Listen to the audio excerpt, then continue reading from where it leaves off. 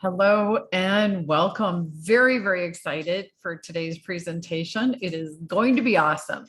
So how we're going to run this, you have the choice of being live or not being live. We are going to put the recording on YouTube. So I know that factors in for people on their choice. You can unmute yourself and come in live and participate in the conversation, or you can put a question or comment in the chat box and we'll monitor that and respond to it as we go. First thing I'm going to do is introduce Janine. For me, it is absolutely a privilege working with her. I think she's awesome. She is a certified master coach through the Center for Coaching Certification. She's a member of the ICF. Her niche, I love this. She is a core coach, and core stands for confident communication, organizing time to make space for goals by reframing for the R, which leads to empowerment for the E. So a great way of putting that out there. She has a BA in communications from UNC Chapel Hill, 20 years as an awarded actress in musical theater. Oh my gosh, her voice. I wish I had that voice. So anyway, Janine is interested in how we choose words, the intention behind the words, and the associated nonverbals. She works with doctors and other medical professionals on their communication habits to help them connect with patients in a meaningful way. As a freelance artist, she's excellent with time management and offers techniques that help her clients make space for their goals. She's a single mother of a spirited 12-year-old, supporting women who face the challenges of balancing motherhood and work and all that comes with both of those full-time jobs. Janine, welcome. Thank you, Kathy. I'm excited to be here. So we are going to get started here, and this is 3 secrets for balancing the act of work and motherhood. So if you're comfortable, I see another person coming in here. Would you tell me your name, what you do for work, and how many kids you have? Now, I understand that this does not define us, but for the purposes of this webinar, I'm interested in that information. And if you're comfortable going offline, as Kathy said, please do that or just throw it in the chat. So let's take a few minutes.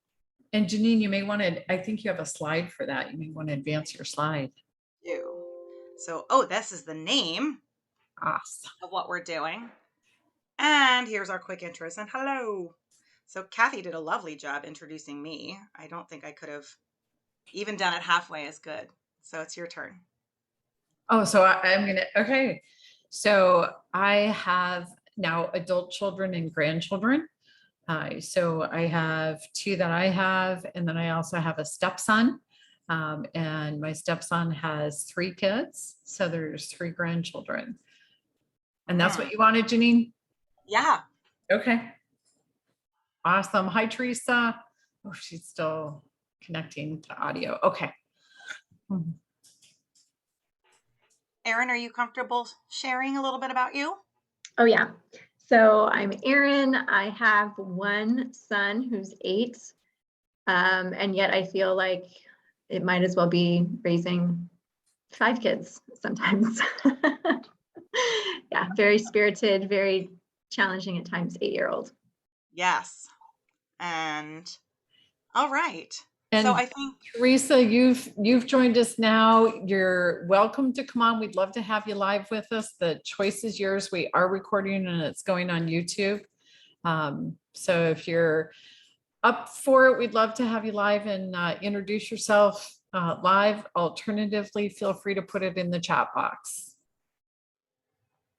yes. Oh, you got a chat. All right. Thank you for that. Issues with Zoom today. All right. No problem. Welcome, Teresa. Thanks for coming. All right. So we are going to get to the matter at hand here.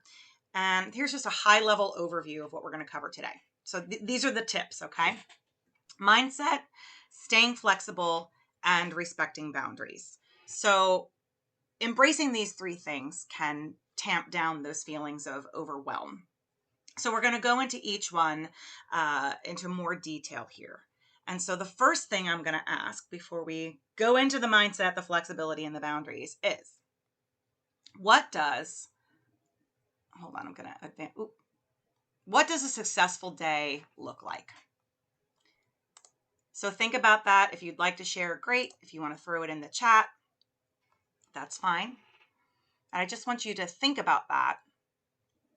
What does a successful day look like? I can share, Janine. Thank you.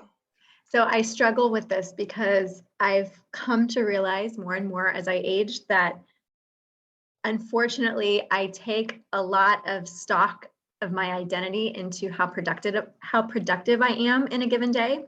And I don't like that about myself. I'm trying to find ways to change that perspective, but that's currently where I'm at. So for me, with this particular lens, a successful day looks like getting everything I need to get done while my son is at school so that when he gets home, I can spend quality time with him. Yeah. Thank you for sharing, Erin. That sounds like success to me. Anybody else want to share before we go into our first tip, our first secret? This is Teresa. I don't know if my audio is actually working. It is. We hear you. Perfect. I was having issues even getting in. Anyway, so I can relate to kind of that achiever mindset that Erin was just talking about. And as I've kind of settled into this, to me, like a successful day is actually a more relaxing bit, and what I mean by that is kind of, I know that I remain flexible, but yet like carving in those downtimes or like practicing moving away from the busyness. So anyway, just wanted to add that. Yeah, thank you. That was a beautiful addition to everything we're talking about today. So I want to start with the idea of mindset, our first secret. And so starting your day with a positive mindset and ending your day with a reflection that acknowledges all the good things that happened that day can be really transformative. So I want to first talk about the idea of journaling. And I took a class with Center for Coaching called The Science of Positivity, and that was with Laura Masters. And so she tipped me off on the idea of journaling. And it's this 5-minute journal. So it's 5 minutes, right? That's so achievable. And it's a great tool because it's only 5 minutes a day. So what it says is that in the beginning of the day, you start your day with a daily intention or an affirmation, and you list 3 things you're grateful for. I love things in 3. Theater is in 3, and there's lots of 3s throughout this entire presentation here today. So you start your day with 3 things that you're grateful for. And then at night, you write 3 things that were positive, a good deed that happened that day, and something that you can improve upon. So this way of journaling is just a great way to take inventory of how you want to start your day and how you want to capture your day. Erin, you mentioned something about, reflecting on how your day went. So of course, pen to paper really works best. And I'll just say that even if you take the time to think about these things before you bounce out of bed, or take the time to think about these things before lights out, having that reflective moment, it's a great way to start and end your day. Any comments about that? And I just wanted to back up real quick when we were talking about the 2 definitions of what a successful day is. That a successful day can be both busy and nailing that list, and it can also just be that chill time that creates that space for you, like Teresa was saying. So here's a little exercise. Oh, that's a blurry one. So this is something that I have used and I can speak to, and it just puts you in the mindset of having a manageable list of things to do. So I want to take just a few minutes here, and you don't have to share, but make a quick list of the things that you want to get done today. Okay? And just give me a thumbs up when you're ready.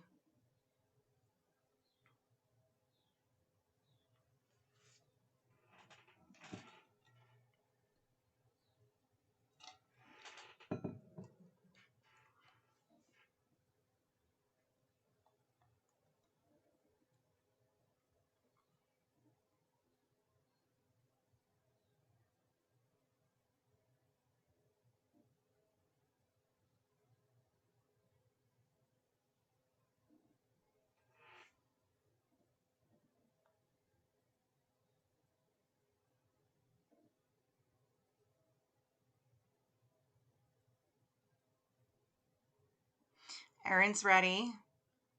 Teresa, are you good? So as this, I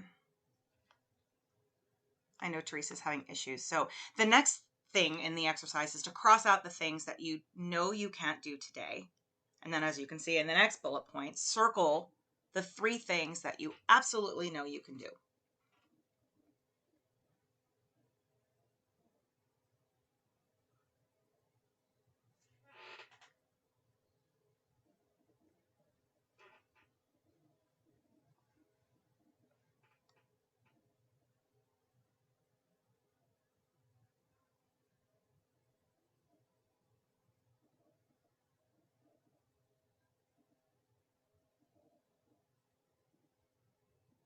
You good, Erin? Okay. So what this does, oh, thank you, Teresa. She's having some Zoom things. It's all good. It's all good. I just don't want to leave you out. So I know for me, I stopped stacking that plate so high. And when I prioritized the top 3 things, it felt like success, not failure, because 3 things is achievable. And so this is a technique that I use and imparting upon you to also use to just make that list achievable. And so here's the cautionary tale. Making sure that the item on the list is not like a 25-parter, you know? And that's the thing that I'm guilty of. It's like, okay, I want to clean my office. Well, there's like 7 components to cleaning the office. So the thing on my list might be address the stack of books that you've been tripping over for a week that you wanted to take to Goodwill. Just do that today. And then, find something else in the office that you want to do. Okay. So here's the question. You've got these lists that you're making with your 3 achievable things. And there is no right or wrong answer. These are just questions for you to consider. How do you maintain the list? Do you keep rewriting it? Do you start it over every day? Is it a list that just exists until everything is off of it? I came across some fun rules that I was like, ooh, I like rules. One rule is this at the top here, that you can't add to the list until you've taken one thing off. I recently learned of the 1-minute rule, that if it takes less than 1 minute to do, like, do it now, just right now, just do it. And so that's a great way to chisel away at that list. And so I guess I'm asking if anybody has any strong feelings about keeping the list or reworking it every day, because it's a living document. If you are into this technique, how do you think you'd maintain it? You don't have to answer unless you want to. Well, I'll just share an observation. So I'm totally a to-do lister. Like, I literally every day remake a new to-do list, and I have 11 to 12, Janine. So as I was making my to-do list this morning, I noticed that I was putting something, I wanted to email something to someone, but it has like 3 parts, and one or two of the parts I need to like do a little bit of research first. And I realized that I put that on my list for the past like 3 days, and I keep rewriting, but by the time I'm rewriting it, like, I could have researched one of the things I need to research. So I don't have a good system yet, but I do rewrite my list every day. And I do notice if I'm writing the same thing on the list, like 2 or 3 days in a row, it's time to really prioritize that thing, because then I start getting resentful and I start getting, frustrated with myself, and it just feels lazy, even though I know I'm not lazy and I know I am getting a lot of other things done. It's just seeing the same thing on the, over and over on each day's to-do list just feels a little discouraging. Yeah. Well, thank you for sharing that, Erin. And if anyone else has anything to share, I'll give a moment for that. But what Erin just said is a great pivot to my next talking point here, which is, how do you reflect on that day?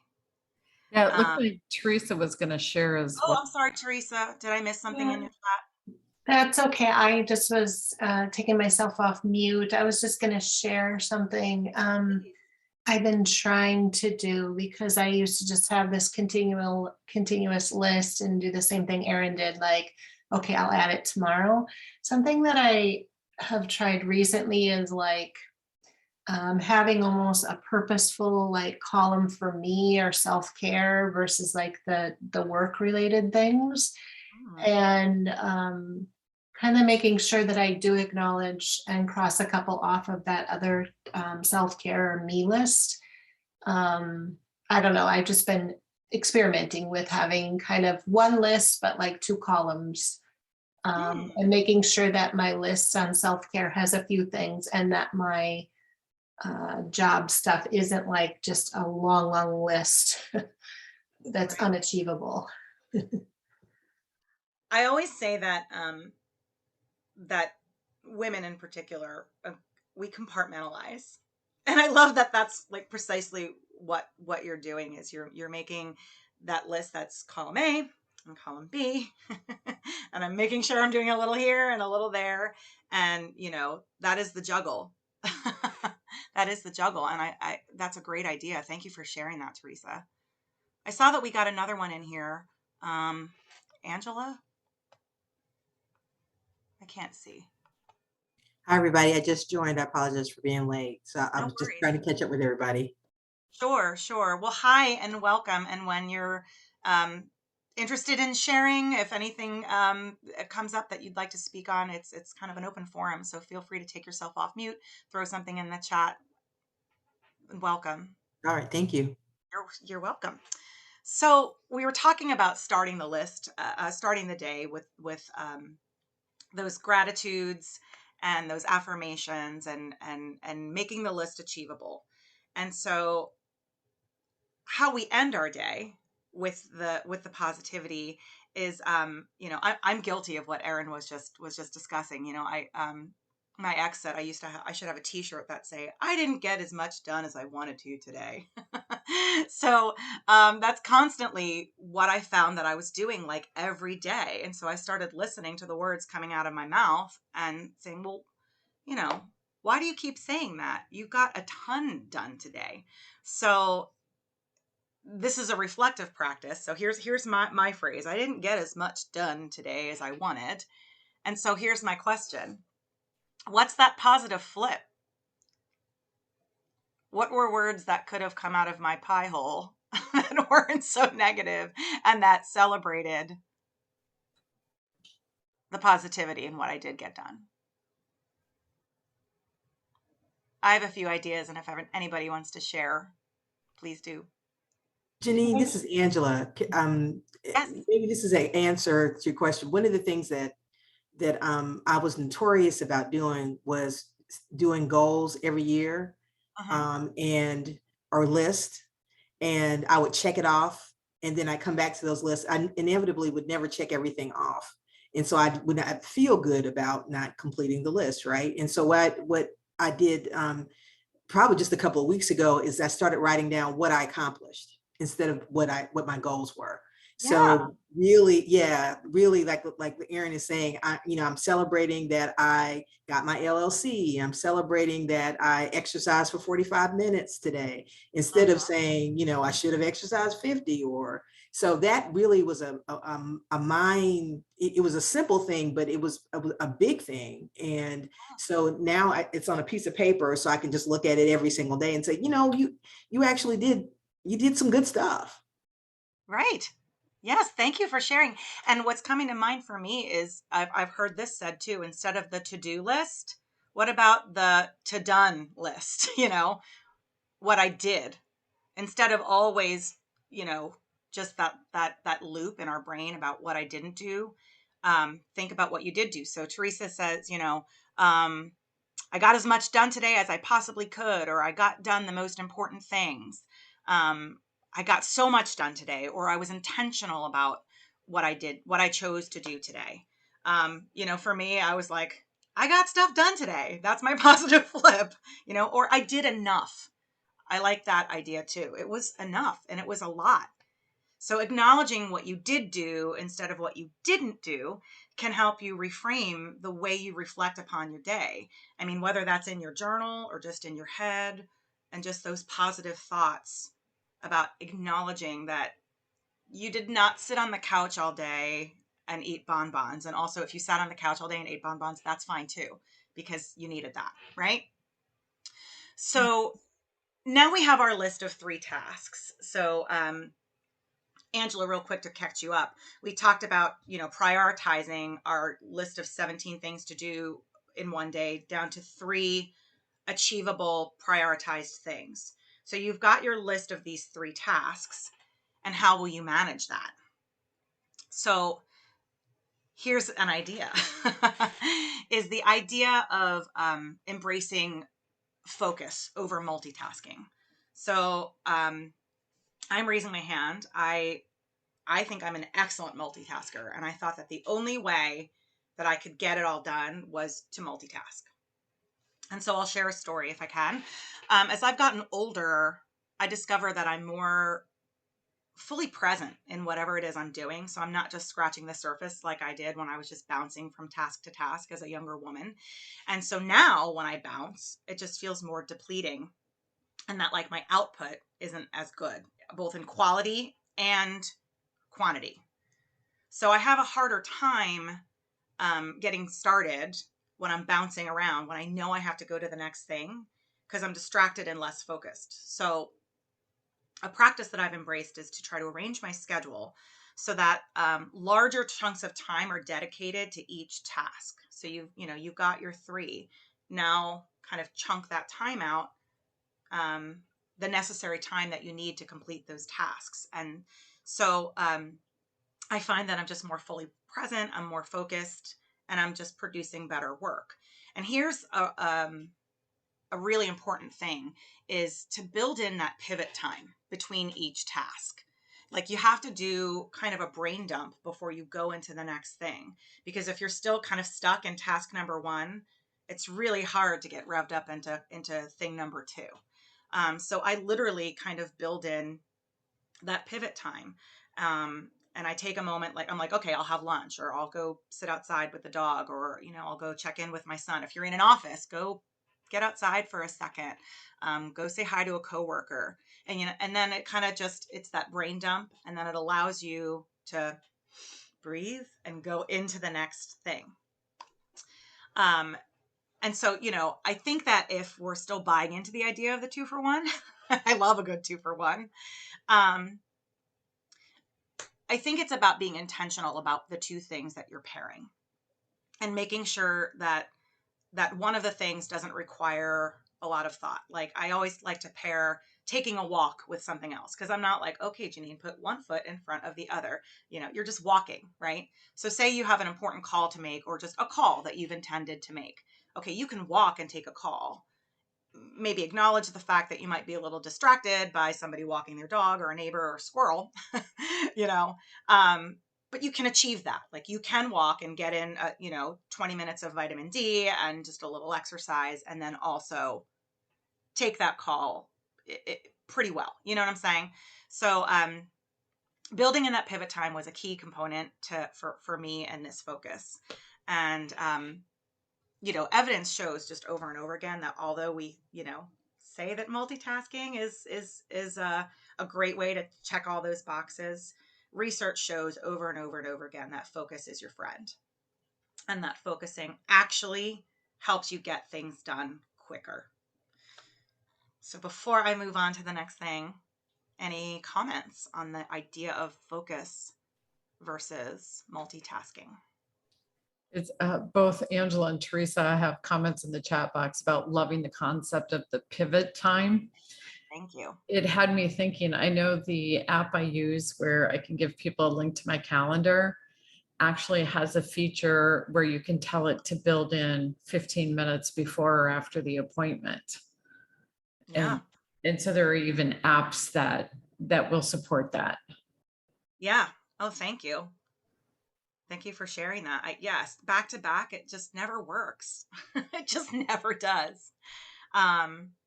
So yeah, starting your day, embracing the mindset that you're going to focus more and multitask less can be a way to get through it in a little more of an intentional way. So we are going to move on to staying flexible, which is secret number 2. And so I find that when I'm working with clients, the word hijack, I don't know if I made it up or if a client did, but we get hijacked all the time. And it's not just working moms, it's literally everyone.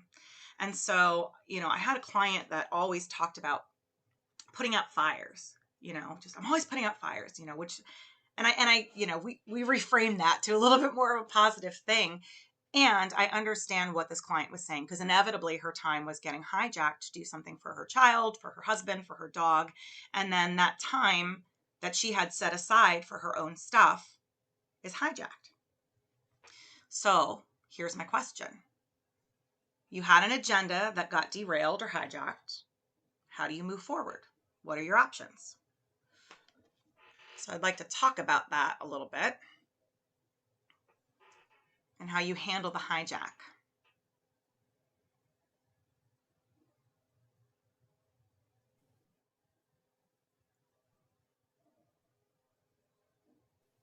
Janine, I think that this is good for me because I don't think I do this well, but I think all of the concepts you're talking about on how to prepare for your day will help make this derailment a lot easier. So for instance, if I've already decided at the beginning of the day, these are the 3 things I'm focusing on, I know I can do these today, and I've been realistic about it, then it doesn't matter if I get derailed because I've set my expectations low, but I've been realistic about what is going to happen. Everyone's day gets derailed at some point, like not necessarily derailed, but unexpected things happen all the time. So if we almost have a time set aside to deal with the unexpected, that is one way of approaching it, that you leave space in your calendar for like, and here I'm going to address all the things that I wasn't expecting to happen today that need to be resolved.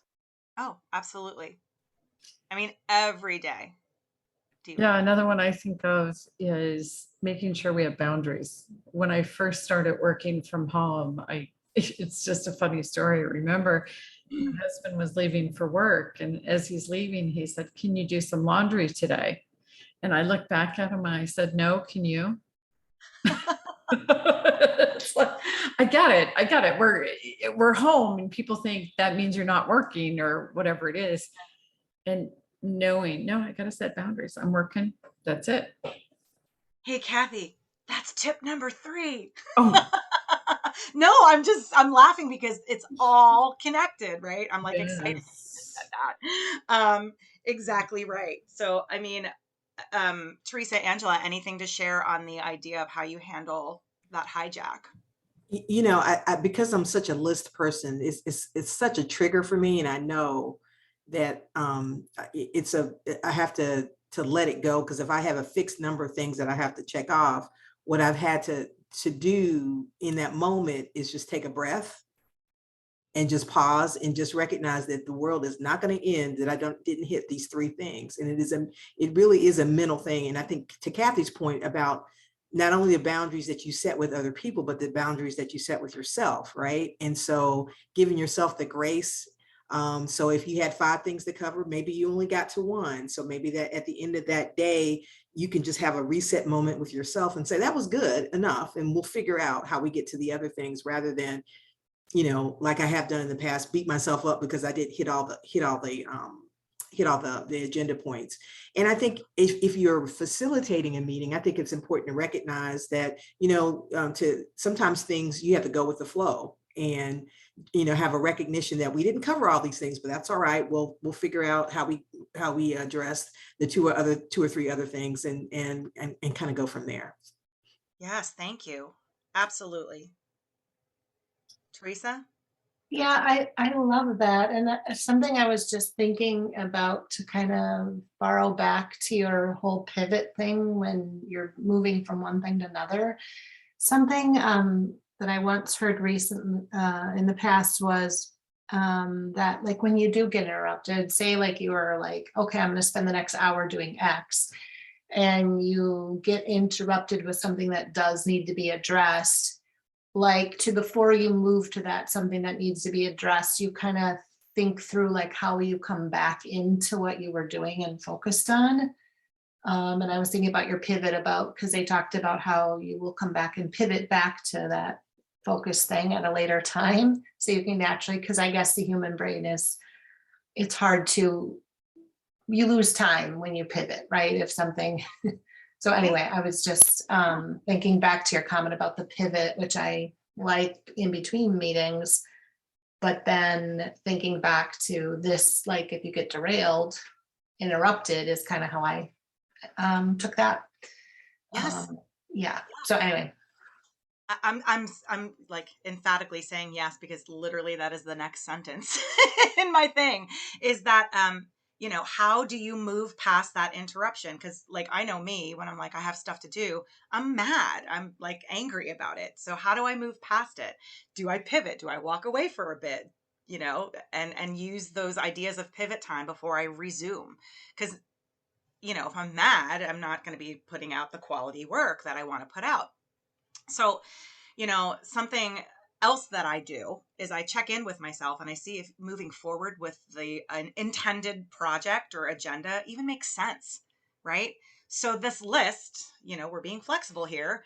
It's a live document, right? So is there something else that maybe you crossed off on that day? Is there something else that requires less focus that you can knock off the list? You know, you got to check in with yourself and see if it's just best to call it a day with that particular thing and move on to something else, or are you just toast, you know? And so I think you just have to ask yourself those questions and listen to the answers, and then decide. Angela was talking about this, like how are you gonna emotionally handle the hijack, right? Are you gonna just be positive about it? Are you gonna be angry about it? So I think just embracing, like, in, you know, at the beginning of the day, like, if I get hijacked, it's going to be okay.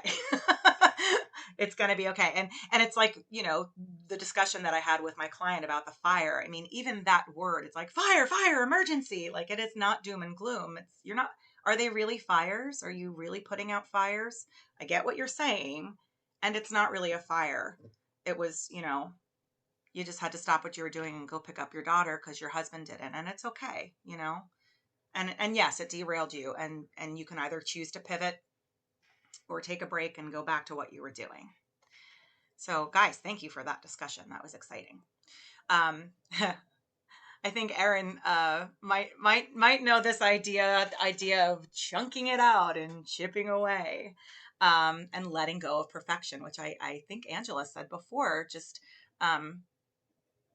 you know, as list makers, which I am as well, the idea of not having a finite end and being okay with that can be like, you know, the thing that sets you free. It's like you just release the pressure and turn off the stopwatch. And I'm going to give you like a real life application here that maybe you guys can relate to. So I switched my rooms for my son. He's in a bigger room now, and my sewing room is now in a smaller room. So there's just not enough space in that room for all of the things that I had for my sewing. And I need to do like a whole like reorganization of this room. And so I just like close the door and walk past it and pretend it's not there. And I just can't put a date on when I'm going to finish that room. I can't complete it in one day. It's a 25-parter. So I just have to chip away at it and be okay with it. And if I address one little thing and organize that little thing, I'm just like, okay, the blinders are on for the things that I didn't do, and I'm going to be okay with that. And that can just embracing that mindset about that room was very freeing for me, because, you know, it was stressful. It's a stressful room to walk past. Does anyone have anything to share about the idea of just chipping away and letting go of that perfection and that deadline, those deadlines that we impose on ourselves? I think it's, you know, it's a leadership growth moment, I think, for me, around embracing the vulnerability around that. Because oftentimes when you're leading or you're participating or you're responsible for something, you may believe that you can't show that you've been derailed, or something was happening and that sort of thing. And I think what I've learned over the years is that folks appreciate vulnerability, and folks appreciate the fact that you are not trying to be perfect and that you make mistakes, because I think it just makes you authentic. So I love the idea of this chipping away aspect of it, because I think it's a visual. And I would also, try to figure out, the chipping away, but also the level of vulnerability that you allow to bring people along with you. Yeah, thank you. It is vulnerable to just be like, okay, well, that didn't go as planned, and being that leader and modeling how you pivot. Yeah, thank you. I'm going to I move just on. want to, Oh, can please. I add Yes, something? of I was course. going to say, I'm a lifelong recovering perfectionist, and it's not pretty. And I've noticed that I'm so much more a perfectionist in my work than I am as a mother or in my parenting. And so it's really given me pause and really helped me think about, well, why? Why am I more concerned about appearing perfect for colleagues or supervisors or potential clients? And then it's almost like my work gets my best, and then my family gets me at not my worst, but not my best. And it's just given me pause and made me think lately about how perfectionism is just, as was said, like it's a shield, it's a mask for not wanting to be vulnerable and not wanting to admit that, I might not have it all together, or I can't handle this right now. And it's so much easier to let that mask down with family than it is with work connections. That's good awareness, Erin. Thank you.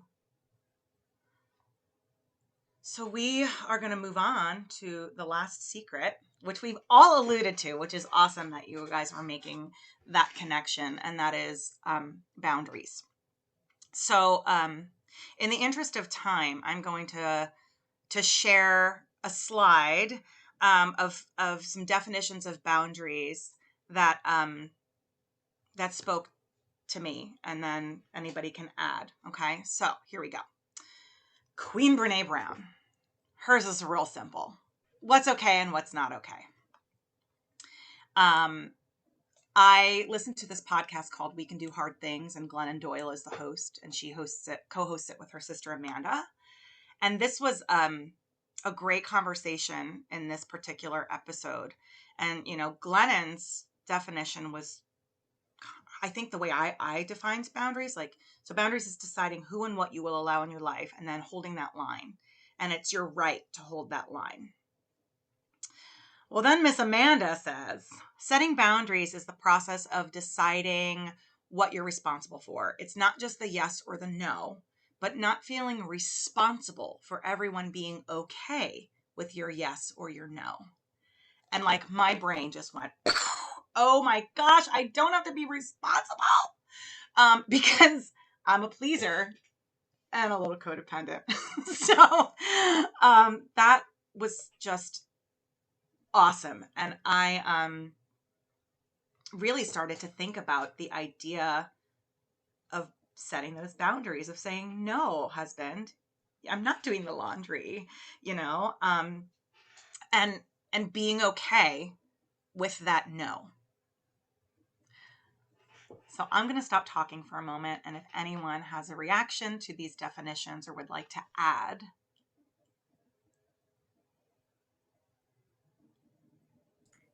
I love all the examples. But the Amanda Doyle's really resonates with me, because I often say it's taken me a while. This is not an overnight thing, but I often say no is a complete sentence. And I think the first couple of no's that I got out were hard, but as I become more seasoned, sometimes I think sometimes I'm really clear about leading with a no. But leading with a no in kindness, if it makes sense. Not, I'm just not going to do that, but more of, let me tell you why I'm saying no, but I'm still saying no. So it gives the context. And so I think I've had to practice it, and now it's I kind of like it. I just I have to watch that. I have to watch that I don't say it too often, because it's a practice though, especially if you are really focused on other people and making sure that other people are okay. Yeah. Yeah. Anybody else?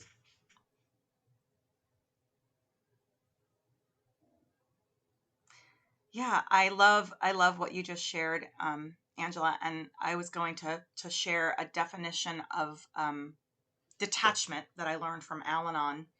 And for me, detachment is under the umbrella of boundary setting, right? And so they had this great definition of detaching with love. And they said, if if your alcoholic falls out of the bed, just like stepping over them is not detaching with love. That could be just a little uncaring. But if you just take a moment and cover them up with a little blanket because it's a little chilly, that's detaching with love. And that resonated with me on a weird level. And I think it just told me that you can say, you can detach. And like the blanket is saying, I can circle back to me next week when I'm a little less busy, or I'm so sorry, I can't help. And I know someone who may be able to help, or, look, I can give you 1 hour, or just saying, no, I'm sorry, I can't help you this time. Think of me next time. I always want to help and I just can't. I wish I could. So, yes, Angela, you were saying, saying no and be nice about it, and keeping that kindness. I think resonates with who I am as a person, because just saying no feels like I have to say more. It has to be no and. So how does setting boundaries play into the balancing act of mom? This mom act that we do, the lifelong play. I've been thinking about this a lot lately because I know summer is coming, and right now I have some built-in work time when my son is at school, but with summer arriving, I'm struggling to figure out how it's going to happen and how I can set boundaries. So what I'm coming up with, and it's still a work in progress, is like certain time of day, mom is working, you can do this, that, or the other, but I will be in the bedroom working and I cannot be disturbed during that time. And then, later we'll do some stuff together, but setting like a hard stop at whatever the time is. This is my time. I'm going to be working. You're going to have to do something else. And then we'll have fun later. But I still doesn't feel like enough. I feel like, what if I need like 2 or 3 slots a day? So I'm still figuring out like the logistics of it. But I think being very clear with my son about, this is how it's going to go. And, we'll play it. We'll see how it goes for a week, but, we're going to set it in stone. And, yeah, I'll be flexible if you get hurt or something. But other than that, like, you can find your own fun for this amount of time. Uh-huh. Yeah. Erin, I think that's a brilliant, because I have my daughter's in college, and so as she has a thought, she texts me. I mean, just any time, any place, I can be running a meeting or in a meeting or on a Zoom. And so, the fact that I don't think I've actually had the conversation with her around, between this hour and this hour, I really need to be able to focus. I think that's brilliant. I don't know why it didn't occur to me. And so what has ended up happening is that I'm in it, I react in the moment. Like, I can't really talk to you right now. Are you about to die? Let's go through the priorities. How critical is this? And so I know there's a better way to do that. And so I love the idea of actually, and I might do that this weekend, just having some conversations with her about, I know what's going on with you is really critical, because, in college, everything is, whether you think it's not or not, but really just kind of setting some time to have the conversation with her around when we can talk through these things. I think thank you for sharing that. That was a big aha for me. Mm, Yeah, absolutely. Angela, thanks for sharing that as your piece there as well, because I have college-aged children, one that just graduated and one that's second year, and they both are now home for the summer. And I actually just had to have a conversation with one of them yesterday.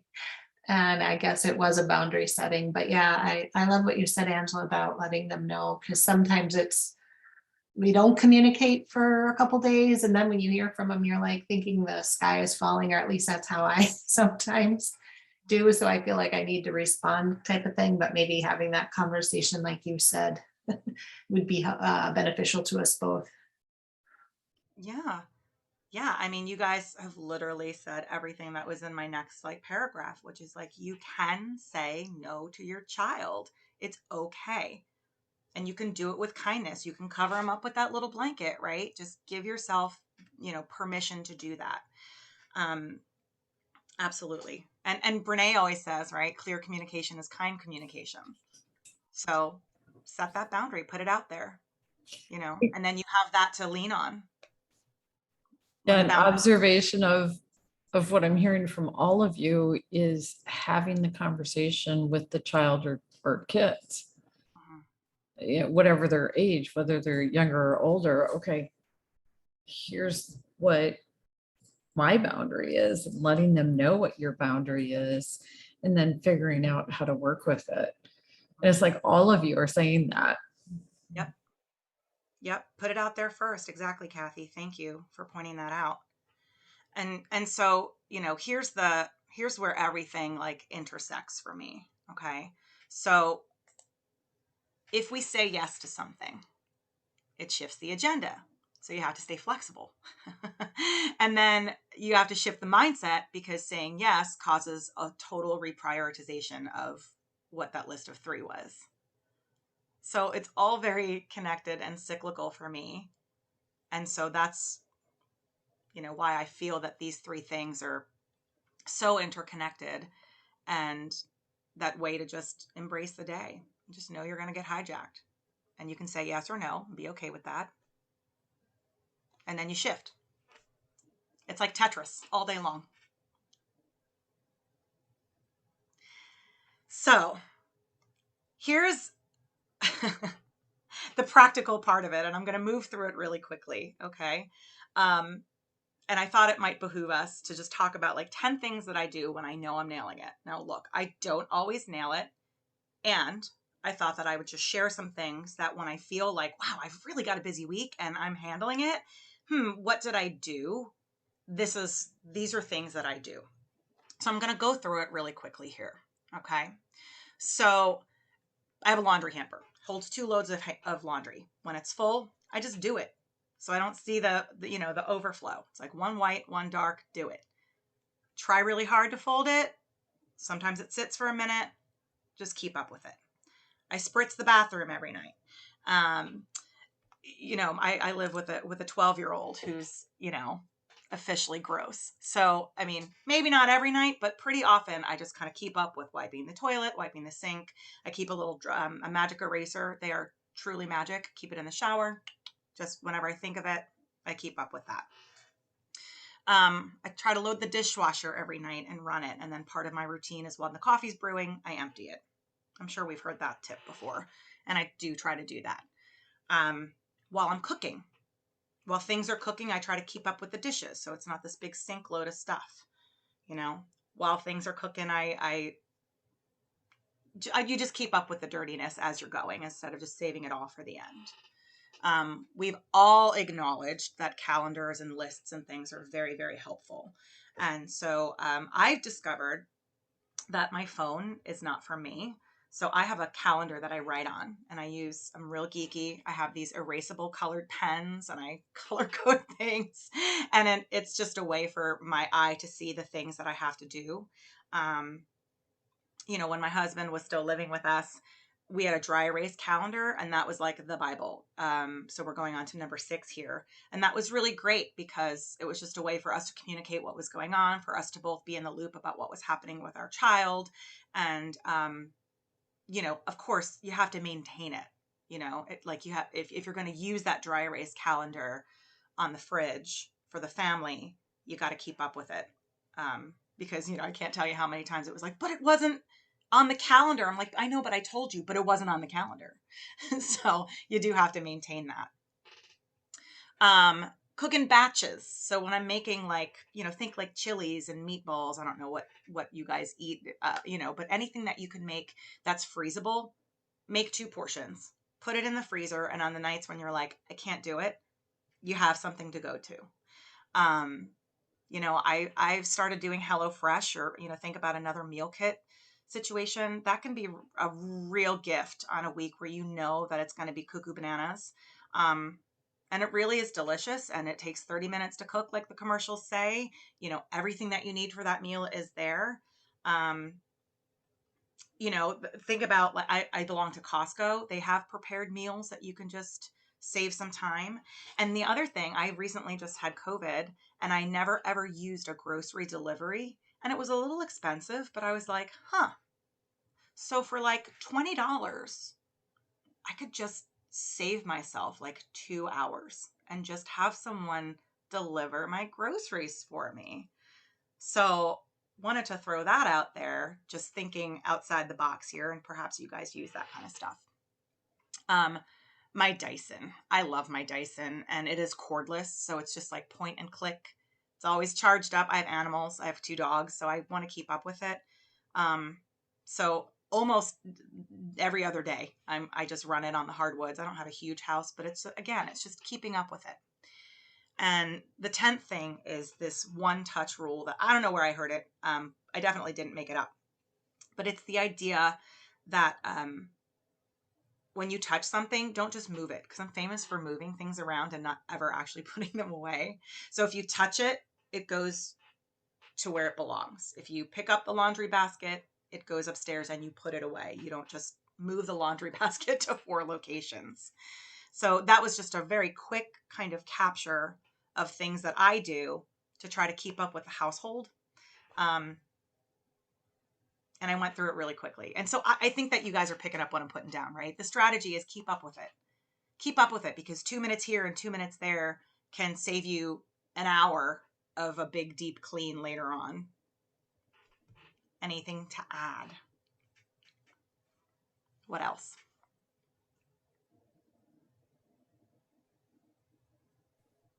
Just to get it started, it actually reminds me of back in the day when I was waiting tables, and they taught us, don't ever walk empty-handed. If you're going that direction, carry something. If you're going that direction, carry something. Yeah. And that, to me, some of the things you're saying here, okay, clean while I cook, do this while I'm doing that. It just makes sense. Yeah. It's just the idea of keeping up with it and not saving it to the end, because I work at night sometimes. And so, sometimes we're having dinner and then I got to go. And so it stinks to come home at like 11 o'clock and be like, oh, womp womp, dishes in the sink. So, I try to keep up. So that's just kind of the practical aspect of this. And I would love to move on to the wrap up here. And before I do, I'm just inviting the floor again. Good. Okay. So here's the bonus 4th secret. Okay. It's the byproduct of doing the 3 things that we've talked about, the mindset, the flexibility, the maintaining your boundaries. So what you can do is gain time. They can ultimately create time in your schedule, this precious time that mothers desire. I mean, when I ask people, what's the one thing that you want? Everyone said time. And so you might not create oodles of time by doing all of these things. Like, I'm clearly not going to be able to jet set off to my friend's villa in Sicily, but I can make time to take a walk with a friend. I can't free up an entire day to just sit and watch movies all day, but I can commit to stopping work at 6 o'clock and plan a movie night with my son. I can't take a spa vacation, but I can maybe make a nail appointment if that's important to me. So whatever your self-care is, I think Teresa was talking about having these 2 columns and making sure that she's checking off things in column A, that's for her, and then things in column B, that's for everybody else. And so, the idea is that you can carve out little bits of time here and there. And so saying, God, I never have time. Sometimes you can reflect on your day and go, well, I did have 15 minutes of time, and I did make some time to call a friend that I'd wanted to talk about, to talk to. And so it's just a matter of reframing and saying, okay, I didn't have a whole day. Okay, I didn't have the spa day. Okay, I didn't have the trip to Italy, but I did manage to create an hour for myself, and that was awesome. And how can I do more of that? And so the idea is that if you start to see patterns of how you can organize your day, then you might be able to schedule yourself and organize your time in a way that does create larger chunks of time. And so that is the master plan, and the ultimate goal is to create those little spurts of time, and then intentionally use them for whatever it is that you need, whatever is in your self-care bucket, just for you. That's not like eating or sleeping or showering. So that time is just for you to do something exclusively for you. Oh, Kathy says delegate chores. Yes, if you have the people to delegate, absolutely. So anyone have anything to add about the idea of just reframing the idea of the time that you have? I like how you made the connection between boundaries and things that you are celebrating, right? Doing the task that you are celebrating, and it all equals to time and self-care, because I can see, I can really see the connection. So as I was mentioning, my daughter who texts me 75 times a day, I've made the boundary that I am going to move every single day. I don't have to move the same amount or do the same activity, but when I'm doing my movement, whether I'm riding my bike or taking a walk, if she texts or call me, I always say I'm walking, and she automatically knows that we have to talk later. So I'm going to expand that conversation to other things, to work things, not just my self-care. So this was a great connection. These pieces were a great connection, Janine. Oh, thank you. Teresa? Yeah, I really appreciate the reminders here too. And something that's just coming up for me is also just to, as a recovering not only perfectionist, but a recovering overachiever, is sometimes to just really lower your expectations. It's okay if, like, on an off day you didn't get to all these, right? Or that the house is just a bit messy. Because maybe you did do something you really enjoyed. So it's just a reminder for me to lighten up a little bit too. That sometimes these things aren't going to get done. Yeah. And the ultimate goal too is that you have to take that time for you to recharge. Otherwise you can't show up for your kids. You just can't, or at least not in a way that is meaningful, patient, kind, even, I don't know. I just know that I experienced that. So we are really at time, and I just want to thank everybody for coming today. I want to give Kathy, we just talked about reframing time. Oh, so here's some ideas. What can you do? We already talked about that. Sorry, guys. I was so into the conversation, I forgot to advance slides. And I want to thank you guys. We talked about the takeaways and the connections that you made already, and I thank you guys for sharing that. And we're pretty much at the end here. And I hope that we can connect. I'm going to throw up a slide at the end, folks, of my contact information, and I'd love to hear from you. I'd love to keep in touch, and I really appreciate you guys spending an hour with me today. Thank you for doing it, Janine. That was an awesome conversation. Yeah, go ahead and share your contact info. Perfect. Yes, please. And feel free to do the same, guys. I got my pen and paper now. What I will do is I will send out a link to the recording on YouTube, And when I do, I will CC Janine so that you all have her email address as well and can connect with her. That way it makes it easy for everybody. Yes. This was really great for me too. I loved everything that you guys shared, and I feel empowered today. I hope you guys are feeling empowered too. And yes, thank you, Kathy, for this opportunity and for being just a wonderful voice in this whole conversation. Yeah, thank you. That was awesome. So glad each and every one of you are here, and for your live comments and for your comments in the chat box. It just adds to it. And the chat box is for the people that are here. I apologize for those listening to the recording. You miss out on that. At the same time, lots of good stuff in the recording. So thank you. Thank you, everybody. Have a great day. Lean in. I appreciate it. Thank you, everybody. Thank you. Bye, guys. Bye. Thank Thanks, you. Janine.